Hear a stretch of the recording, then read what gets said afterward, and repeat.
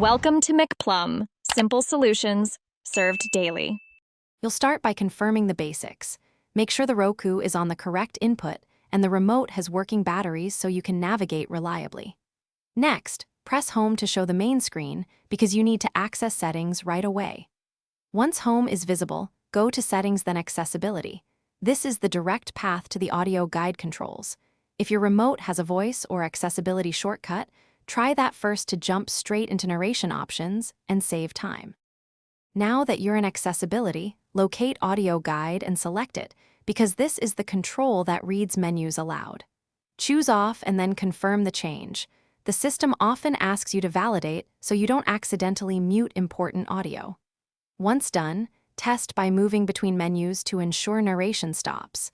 If you prefer a shortcut, use the voice remote or press the star, or a combination like voice, plus the star key on some models to toggle the guide quickly. Finish by verifying the audio guide is actually silent. Navigate menus and play a channel to confirm narration is gone. If it persists, reboot the Roku because cache settings can keep old behavior. Power cycle using the remote or unplug the device for 10 seconds. Once rebooted, check for a system update under System right arrow System Update to rule out software bugs. If nothing stops it, consider a factory reset as a last resort. Thanks for watching. Stay juicy and subscribe.